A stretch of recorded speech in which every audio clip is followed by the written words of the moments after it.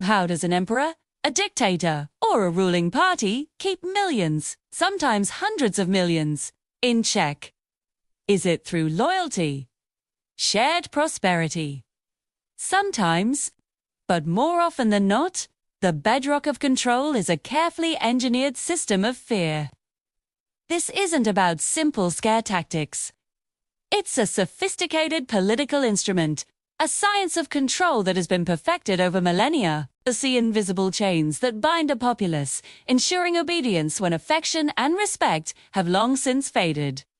Today, we're going to dissect this mechanism of power, to understand how fear has been used to forge and sustain some of the most formidable empires the world has ever known.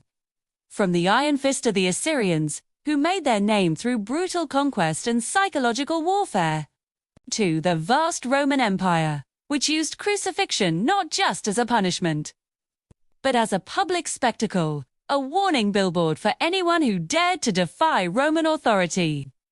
Consider Genghis Khan and the Mongol horde. Their reputation for utter annihilation preceded them. Cities would often surrender without a fight, simply from the terror of what would happen if they resisted. The message was clear and brutally effective. Obedience means survival. Defiance means oblivion. In the 20th century, totalitarian regimes elevated this to a terrifying art form. The Third Reich, Stalin's Soviet Union, these were states built on a foundation of pervasive state-sponsored terror. The goal wasn't just to punish dissent, but to make the very thought of it unthinkable. These weren't just chaotic acts of violence. They were calculated moves in a grand strategy of psychological domination. What are the specific tools in the tyrant's toolkit?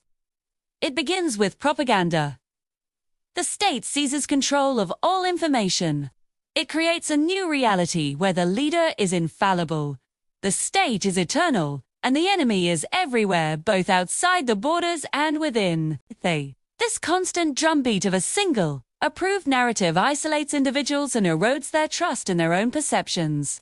The media becomes a weapon, painting a world of black and white, us versus them, with no room for nuance or questioning.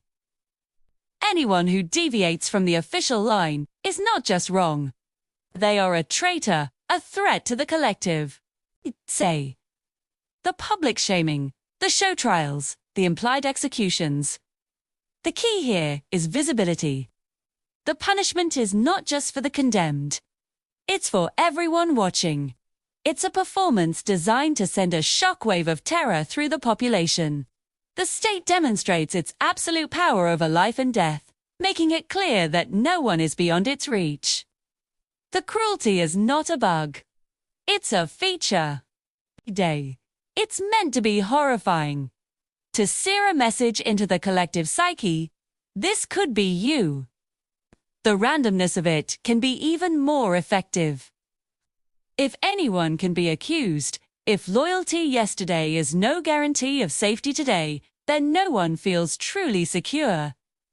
This is the secret police, the network of informants, the encouragement of citizens to spy on their neighbors, their friends, even their own family. When you don't know who you can trust, you trust no one. The private sphere is eliminated. Every word spoken, every letter written, could be reported. This creates a society where people self-censor. The state doesn't even need to be listening to every conversation, because the fear that it might be is enough. It forces people to wear a mask, to perform loyalty, even if they don't feel it. 2. This is the ultimate victory for a regime of fear. The prison walls are no longer on the outside. They are built inside the mind of every citizen. It's devastating. Constant low-level anxiety becomes the default state of being. People become hypervigilant, constantly scanning for threats, for any sign that they might have stepped out of line. This chronic stress erodes mental and physical health. It also fosters a deep sense of paranoia. Trust, the glue that holds any healthy society together, dissolves. People are atomized, isolated from one another. It's difficult to organize or resist when you can't even trust the person living next door. This paranoia leads to a culture of conformity and obedience. It's safer to keep your head down, to follow the rules without question. To blend in with the crowd, individuality becomes dangerous. Critical thinking is a liability. The populace becomes compliant, not out of love for the regime, but out of a desperate primal instinct for self-preservation. Or over generations, this can become deeply ingrained, creating a society that polices itself, where the chains of fear are passed down from parent to child. The strongest empires, the ones that held sway over vast territories and diverse peoples for centuries, often relied on something far more primal and potent than love or loyalty. They were masters of fear.